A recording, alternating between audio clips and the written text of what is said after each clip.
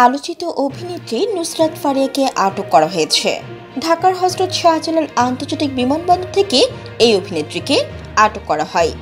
পরে তাকে ভাটারা থানায় হস্তান্তর করা হয়েছে।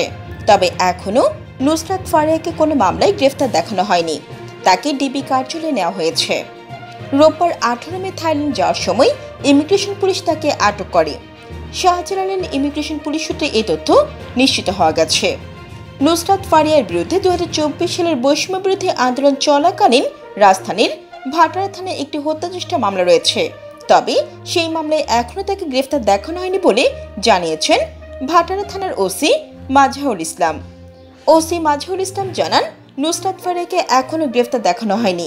তাকে ডিবিতে নেওয়া হচ্ছে। তার বিরুদ্ধে অন্য কোনো মামলা আছে কিনা তা দেখা হবে। এরপর সিদ্ধান্ত নেওয়া হবে কোন মামলায় তাকে গ্রেফতার দেখানো হবে। এ ব্যাপারে কাজ চলমান রয়েছে। মামলায় বৈষম্য বিরোধী আন্দোলনের বিপক্ষে অবস্থান নিয়ে আওয়ামী লীগের অর্থের যোগানদাতা হিসেবে আসামি করা হয়েছে ঢাকায় চলচ্চিত্রের জনপ্রিয় নায়িকা নুসরাত ফারিয়াকে। মামলা সূত্রে জানা যায়, সাবেক প্রধানমন্ত্রী ও আওয়ামী লীগ সভানেত্রী শেখ হাসিনা এবং তার সরকারের সংশ্লিষ্ট 283 জন ও অজ্ঞাতনামা 300-400 জনের বিরুদ্ধে ঢাকার সিএমএম আদালতে মামলাটি করেছেন এনামুল হক।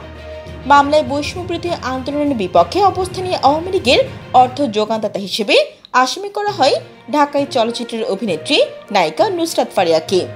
মামলায় আরও উল্লেখ করা হয়, এসব আসামিরা বৈষম্য বিরোধী ছাত্র আন্দোলন দমন করার জন্য বিপুল অর্থ যোগান দিয়েছেন। এই সময় অন্য আসামিদের ছোড়া গুলি বাদী এনামুল হকের ডান পায়ে লাগলে সঙ্গে সঙ্গে তিনি অজ্ঞান হয়ে রাস্তায় পড়ে যান।